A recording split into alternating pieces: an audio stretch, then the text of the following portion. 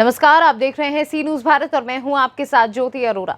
वक्त हो गया है न्यूज बुलेटिन का, तो आइए नजर डालते हैं इस वक्त की बड़ी खबरों पे। बदायूं जनपद के कोतवाली सहसवान के मोहल्ला पठान टोला में रिश्तेदारी में शादी समारोह में आए थे 4 साथी और आज सुबह हरदतपुर धोबी घाट पर गंगा स्नान करने के लिए साथ गए थे।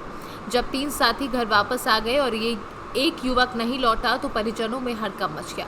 परिजनों ने सूचना कोतवाली पुलिस को दी। सहसवान कोतवाली पुलिस गोताखोरों को साथ लेकर हरदतपुर धोबी घाट पर पहुंच गई। गोताखोरों ने युवक को ढूंढना शुरू किया और इसकी सूचना मिलते ही मोहल्ला व क्षेत्र के सैकड़ों की संख्या में लोग घाट पर पहुंच गए। गोताखोरों ने युवक के शव को बाहर निकाला। गोताखोरों ने एक बुजुर्ग को गोताखोर पी डूबा, साथियों ने इसे भी बाहर निकाला। वहीं मौत की सूचना सुनते ही परिवार में कोहराम मच गया है। बदायूं से सी न्यूज संवाददाता विनोद कुमार की रिपोर्ट। धनुपुर ब्लॉक के अध्यक्ष विजयनाथ बिन जो स्वयं स्वास्थ्य हॉस्पिटल में जाकर लोगों के बीच कंप्यूटर ऑपरेटर से जाकर कुछ बात की और कंप्यूटर ऑपरेटर ने कहा कि पहले से ही लोग कोविड का इंजेक्शन मोबाइल से बुक कर चुके हैं और जिनके पास जानकारी नहीं है वे स्वयं उनकी मदद कर रहे हैं। वेरीफाई हो रहा है, मिलाया जा रहा है क्या उनका वाकई आज का डेट है या नहीं।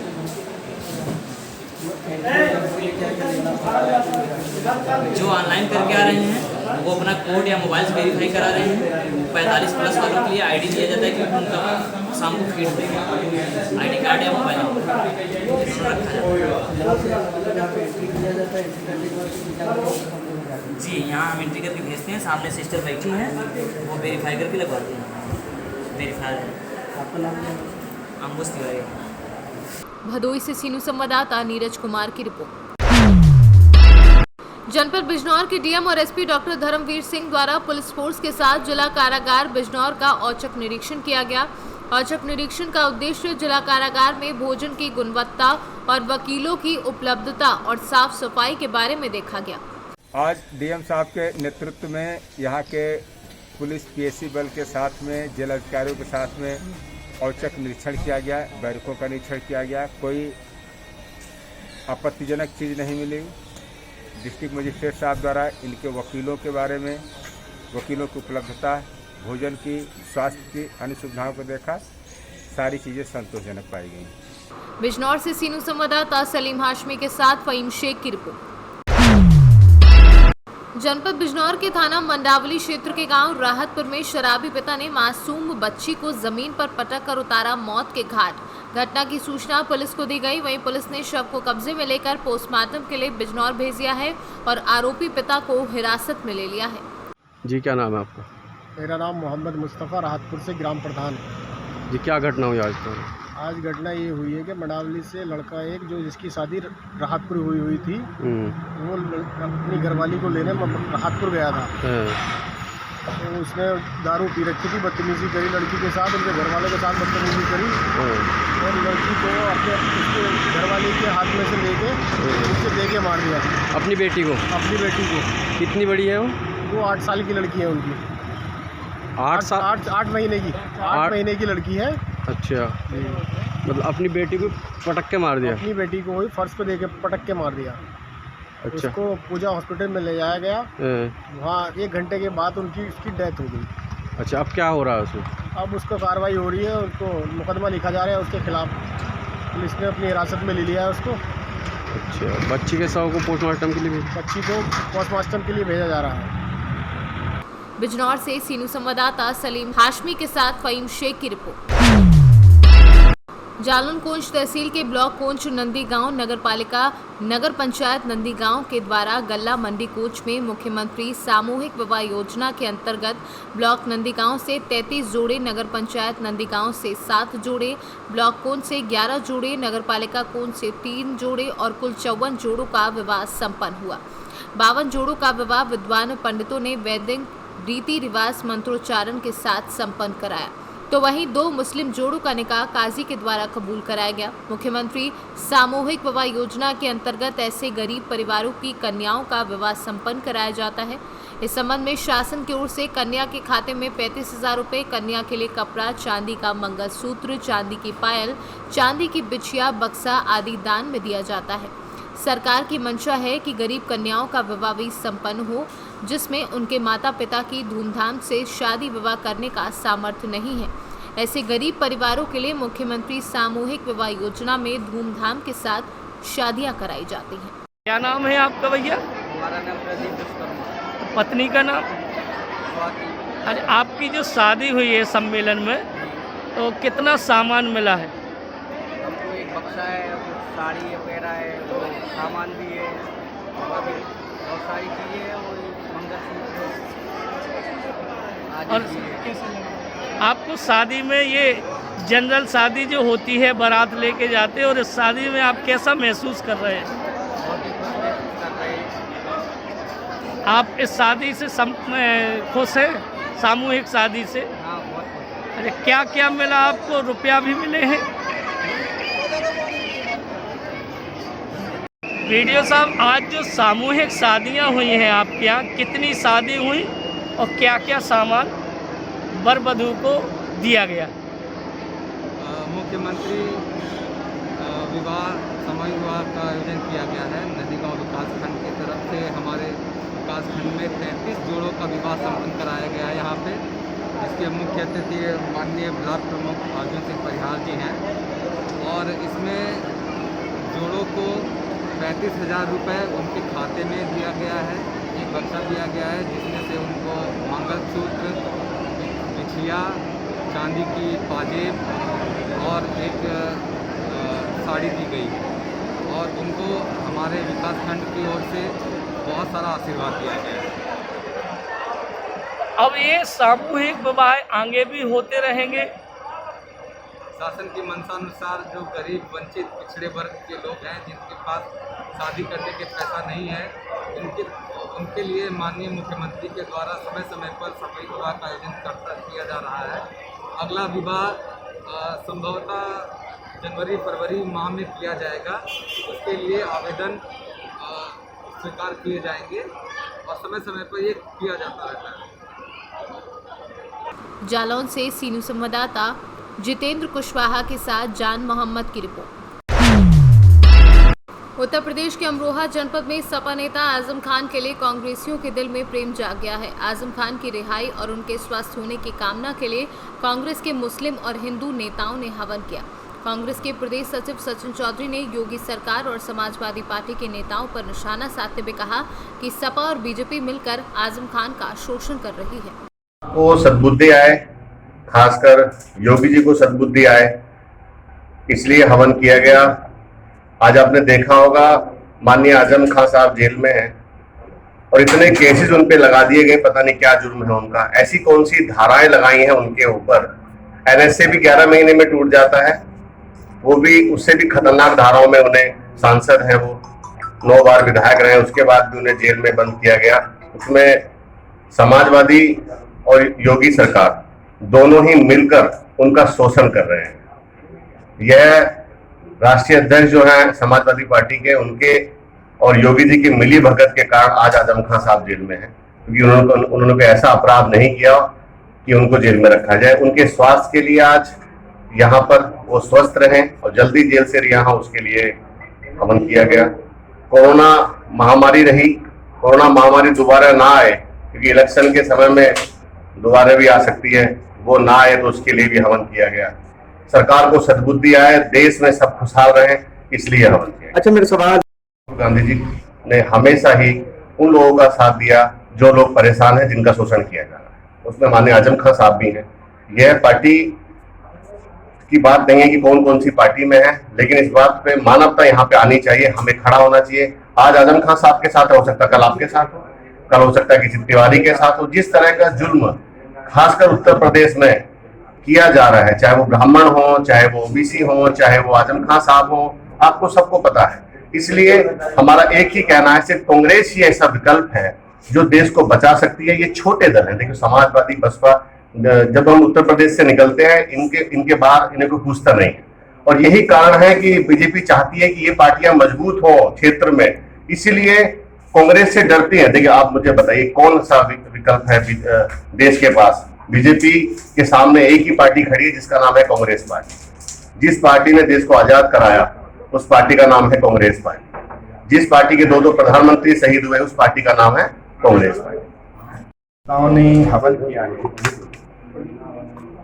केंद्र सरकार और प्रदेश सरकार में बैठे हुए लोगों को ईश्वर सद्बुद्धि दे, वो जनहित के फैसले लें। तो लगातार जन विरोधी फैसले वो लोग ले रहे हैं, किसान विरोधी, मजदूर विरोधी, और उनकी गलत नीतियों से देश में त्राही मची हुई है।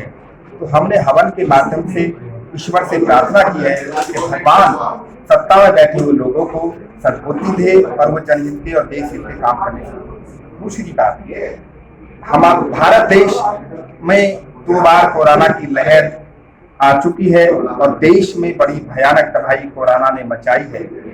तिबारा से भारत देश के अंदर कोरोना ना आए, इस बीमारी का सत्यानाश हो, विनाश हो, इसलिए हमने ये हवन किया है, यज्ञ किया है। तीसरा मुद्दा है कि जो अभी हमारे प्रदेश सचिव महोदय ने बताया, बात किसी भी पार्टी के सांसद, विधायक या नेता की नहीं है। जहां जहां भी जुल्म होगा, अन्याय होगा, अत्याचार होगा, वहां अगर कांग्रेस के कार्यकर्ता जुल्म के खिलाफ खड़े होंगे, इंसानियत और मानवता के खिलाफ खड़े होंगे और अन्याय का विरोध करेंगे। आजम खान साहब का जो मामला हमारे प्रदेश सचिव साहब ने कहा, उनके स्वास्थ्य, भगवान उनको जल्दी स्वस्थ करे, ईश्वर उनको जल्दी सिपाता फरमाए और वो जल्दी जिहाद से रिहा हो, इसलिए भी हम लोगों ने यज्ञ किया है। और हम लोग लगातार, अब आप समाजवादी पार्टी की बात कर रहे थे, समाजवादी पार्टी और भाजपा की मिली भगत के कारण ही माननीय सांसद महोदय जो आजम खान साहब हैं, तो देश की चुनी हुई संसद के सांसद हैं और बहुत सीनियर नेता हैं, तो इसलिए उनके साथ जो भी जाति जुल्म हो रहा है, उनका इतना स्वास्थ्य खराब है, फिर भी उनके साथ कोई रहम नहीं बरता जा रहा। ये सब समाजवादी पार्टी और भाजपा की मिली भगत के कारण हो रहा है। समाजवादी पार्टी नहीं चाहती कि वो जेल से रिहा हो, समाजवादी पार्टी नहीं चाहती कि वो जल्दी स्वस्थ हो, इसलिए हम लोगों ने हवन किया है। अमरोहा से सीनू संवाददाता गौरव श्रीमाली की रिपोर्ट। प्रदेश सरकार के श्रम मंत्री स्वामी प्रसाद मौर्य ने पूर्व सिंचाई मंत्री स्वर्गीय मुन्ना सिंह चौहान की 5वीं पुण्यतिथि पर आयोजित श्रद्धांजलि सभा में शामिल होने अयोध्या के सोहावल महोली गांव पहुंचे, जहां उन्होंने स्वर्गीय मुन्ना सिंह चौहान को श्रद्धांजलि अर्पित की। कार्यक्रम के बाद मीडिया से मुखातिब होते हुए श्रम मंत्री स्वामी प्रसाद मौर्य ने बसपा द्वारा चलाया जा रहा ब्राह्मण सम्मेलन पर जुबानी हमला बोला। उन्होंने कहा कि दलित मायावती का साथ छोड़ चुका है, बसपा को अब अपने दलित मतदाताओं पर भरोसा नहीं है। समाज पार्टी की खटिया खड़ी बिस्तरा गोल हो चुका है, दलित बहन मायावती का साथ छोड़ चुका है, उनको अपने मतदाताओं पर भरोसा नहीं है, दलितों पर भरोसा नहीं है, इसलिए वो दाएं बाएं हाथ चला रही हैं। लेकिन शायद उनको ये नहीं मालूम, ब्राह्मण हमारे देश का सबसे ज्यादा बुद्धिजीवी, पढ़ा लिखा, समझदार वोटर है। वो कभी भी किसी के बहकावे, झांसे, प्रलोभन या लालच में आने वाला नहीं है। वो हमेशा देश को दिशा और दशा तय करता है, इसलिए वो हमेशा राजनीतिक, सामाजिक स्तर पर क्या उचित है, क्या अनुचित है, स्वयं अपने विवेक से निर्णय लेता है। वो किसी के झुंझुना बजाने से बच्चों की तरह उसके पीछे नहीं दौड़ेगा, बल्कि ब्राह्मण स्वयं बहुत समझदार है और हम समझते हैं इनका ब्राह्मण सम्मेलन केवल लाभशो साबित होगा, इसके सिवाय कुछ नहीं। अयोध्या से सीनू संवाददाता पूर्व पाठक की रिपोर्ट। अयोध्या में सरयू नदी में स्नान करते हुए 3 किशोर डूबे। कड़ी मुशक्कत के बाद स्थानीय लोगों ने 2 बच्चों को बचाया और 1 लापता। बाराबंकी के सैद खानपुर गांव से अयोध्या घूमने आए थे किशोर। सरयू स्नान के समय हुआ हादसा। स्थानीय निवासी कविराज ने 2 बच्चों को बचाया, 1 किशोर लापता। क्या नाम है? क्या कर रहे हैं? दर्शन के लिए आए थे। क्या हुआ था? जी यहाँ स्नान करने आए थे, लड़का साथ में था शिवम, तो डूब गया। मतलब ये लोग पूरा परिवार आए हैं स्नान करने के लिए। किसी का हुआ क्या बताएंगे, उसके बाद पुलिस को सूचना दी?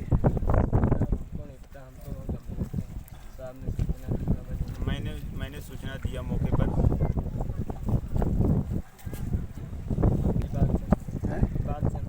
और दूसरे का नाम मुझे संजय चौरसिया। आपके अगल बगल जिसका बॉडी नहीं मिला शिवम चौरसिया, बाप का नाम अशोक चौरसिया, कोई माता का पुलिस नाम वाले हमको पता नहीं है कि नहीं, हमको ध्यान नहीं। कोई बाबा जी ने बचाया। कोई यहाँ पे ये हमको पता नहीं, हम तो स्नान कर रहे थे, अब स्नान करने में पता नहीं कैसे क्या हुआ, तो जान नहीं पाए। इतना पानी भरा है, आप ऐसे ही घुस गए नहाने के लिए? जी अब एक कुछ नहीं करे, लड़का साथ में था जो डूब गया, मुझे पता नहीं था कैसे किधर से क्या हुआ। कोई बताने वाला नहीं था कि यहाँ आगे खतरा है? जी वो तो है। यहाँ जल पुलिस की कोई व्यवस्था नहीं है सर। तो इतना धीमे बोला, जब डूबत रहो तो कैसे बोलत रहो? डूबत रहे तो जय सीताराम हो जाए तब बस में यहाँ से।